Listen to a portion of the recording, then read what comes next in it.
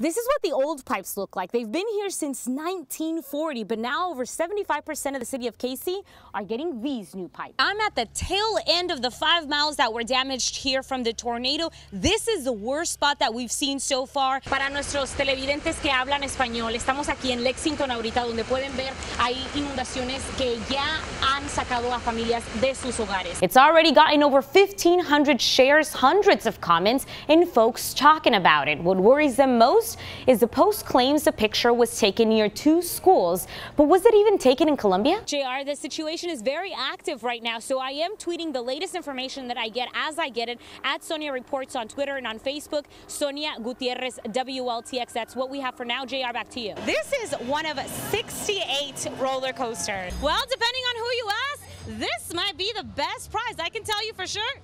It's the biggest.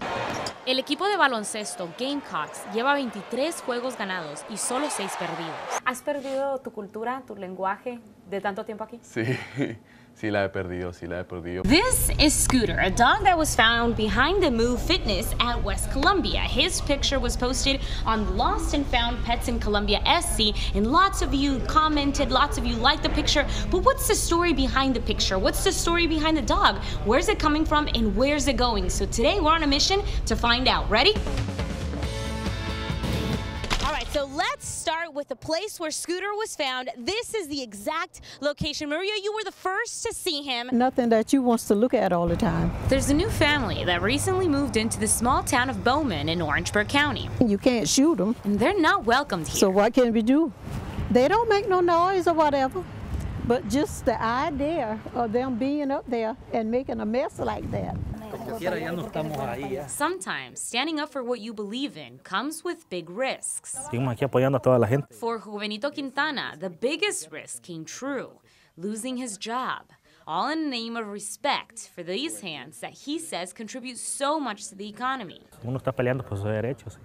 Tiene su derecho cada quien, ¿no? I'm fighting for my rights, and that is one right we all have, he said. He, along with 20 other people, were fired a day after they participated in the protest. In-Corps Boat Builders in Lexington gave them this note. Reason for termination is no show, no call-in. Their last day listed as February 15th, the day of the protest. It's already gotten over 1,500 shares, hundreds of comments, and folks talking about it. What worries them most is the post claims the picture was taken near 2 schools, but was it even taken in Colombia? So it'd probably freak me out if I saw it. Just thinking about the bobcat near the home where she babysits triplets scares Ashlyn Turner. And we, the kids, we walk around here.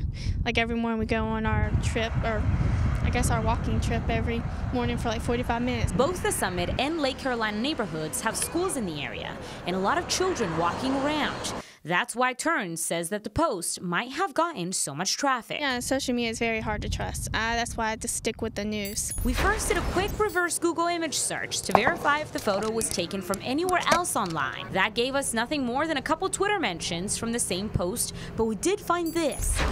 The same picture shared in Columbia County, Georgia, warning folks about the same thing.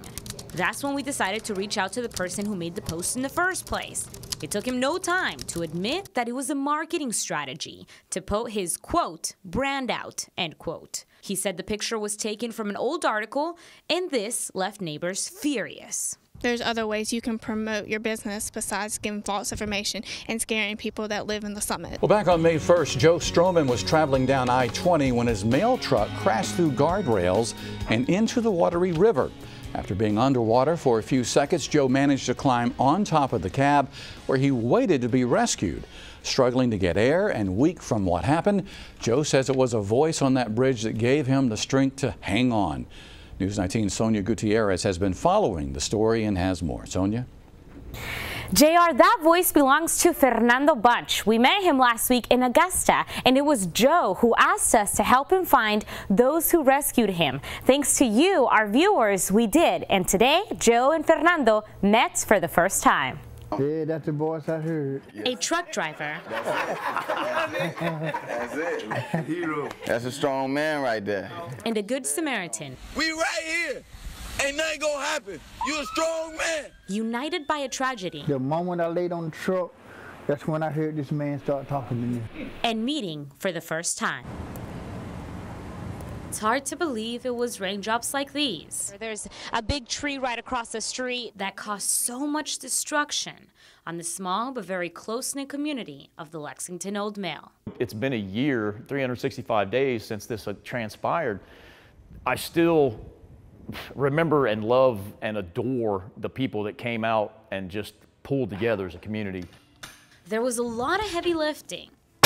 Literally, we were down 36 hours. We pulled everything out of this facility, scrubbed everything down, disinfected, and put everything back in. For CrossFitter Scott Brewer, seeing strangers come from all over to help clean up what was left of his gym strengthened a different side in him.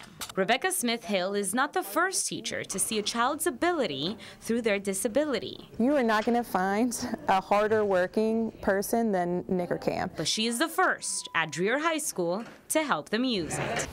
Salud, papi. No matter what language you speak, Y ahora pues a ver qué hace con lo que le toque abrir. You understand what it's like to want to give your child a gift and not be able to. Rosa has 3 kids below the age of 10, and they all believe in Santa Claus. It's on there, but we can go through here. But he doesn't have a big beard, red clothes, or a pointy hat. He walks with a little limp, is a military vet, and spends weeks collecting gifts from 2 churches. That's all the light we got here. My name is Bessie Hilton. In the front of the lawns for some of the homes, there was water buildup, but definitely none worse than the one that we have seen here. My TV was out for a while, so I just listened to the radio and make sandwich and whatever. Nobody in, nobody out, and you talked to the woman who lives here. I did actually. Her name is Betsy. When you called me, I was sitting to the end of the table, and you asked me, was I all right? And I said, yeah. 1 year later, the chaos of that day has ended. But life for Bessie still isn't the same. I'm glad I know the Lord, because hadn't for him, a lot of us wouldn't have pulled through. Her faith is strong, but her floors are not. See, I got a hold to these. Then when I get in the laundry room, I got to step on another bowl to get to my washing machine.